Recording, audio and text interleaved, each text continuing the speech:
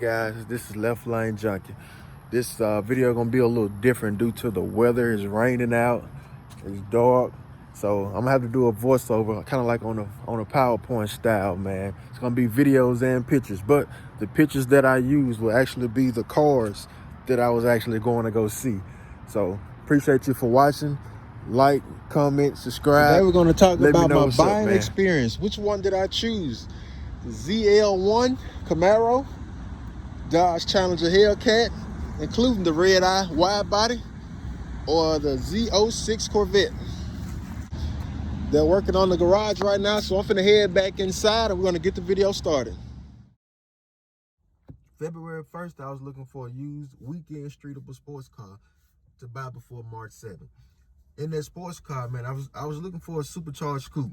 I didn't want nothing more than 2 doors, man. I really don't like those fast sedans. So that eliminated the Chargers and the CTSVs. Now I'm not biased on car brands.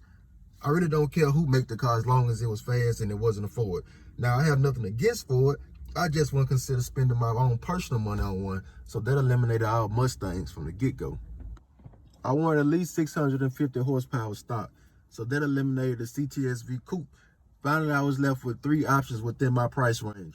The Hellcat, both regular one and the wide-body Hellcat Redeye, the Camaro ZL1, and the C7 Corvette Z06.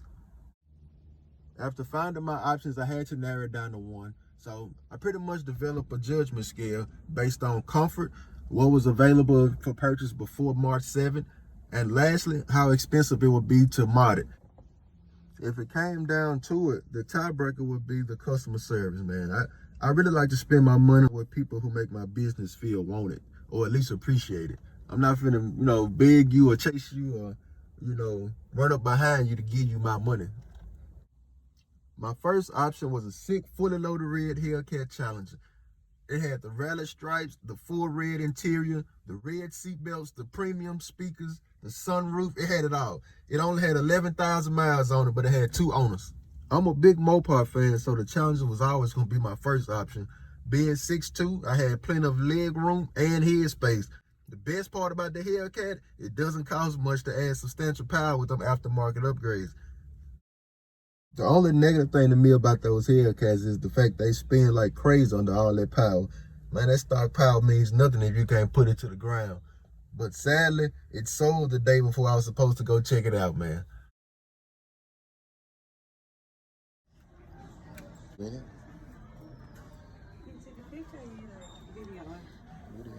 Next up was the white Redeye Widebody with the full red interior. Once again, I truly love this car, man, but the customer service at that dealership was horrible. The salesman kept trying to sell me a cheaper Challenger as if I couldn't afford what it was I was looking at. Even after leaving the dealership, I tried to reconnect with another salesman at the same dealership via Facebook, and the same thing happened. So, man, I just decided to keep looking. I like this. It's nice, but my eye level is like this. But I like the purple. After 2 failed attempts with the Hellcats, I decided to check out a Chevy dealership. Man, while I was there, I discovered this beautiful white ZL1. The ZL1 had a very aggressive front end. I love that look. Also, the ZL1 was a little bigger than the Corvette with the same engine. But for me being 6'2", I had a good amount of leg room, but my head touched the ceiling, and I had very poor visibility out of the windshield. All in all, I blatantly didn't fit comfortably in the ZL1. So I walked away from the ZL1 to the other showroom where they housed the Corvettes. While I was there, I found a white 2018 Z06 with the full red interior. Y'all know by now, man, I'm a sucker for that red interior. But while attempting to gain a closer look, I asked the seller associate to unlock it for me. She told me she had to keep the vehicles locked, and you had to be approved through your bank or one of their banks to even unlock the vehicle or test drive it. So me knowing that was all BS, I just let her keep it, man. I just walked away from it. Lastly, I found another Corvette Z06 about 300 miles away in Houston, Texas. After contacting the dealership, I was forwarded to a salesman who owned a modded C7 Z06. After speaking with the salesman and setting up a date to come look at the car, he actually offered me a plane ticket just to come look at the car, but I decided to drive instead. So on my very next off day, Me and my girl got up bright and early and headed to Houston. Once I got there, I had to wait before seeing the car since I had arrived 30 minutes early. Come to find out, the actual salesman was helping the detailers hand wash the car before presenting it to me. But once I saw it, the first thing that stood out to me was that torch red, vibrant paint job on the car and those calipers. This particular Corvette had the fully loaded 3LZ trim with the Z07 performance package, which included the Michelin Sport Cup 2 tires, larger winglets to the front splitter, along with an adjustable see-through center section to the rear spoiler, which made it look like a big old wicker bill.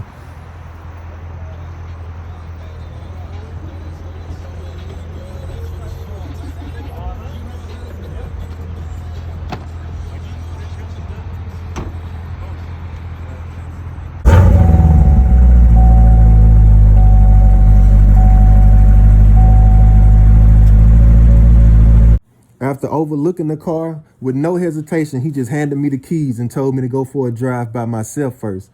I sat in the car and I immediately noticed this was unlike any other car I have ever sat in. With the heads-up display on the front windshield and the curvature of the dashboard and console, I felt like I was a pilot of a fighter jet. I had plenty of headspace and plenty of leg room. This car was comfortable. In the vet. Hey, babe. This is really nice.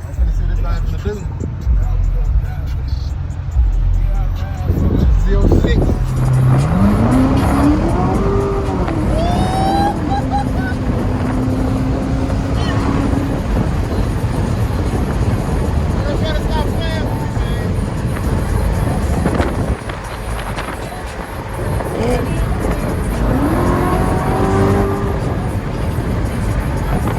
One of the best parts I liked about it, while on the test drive, man, I did not baby that car at all.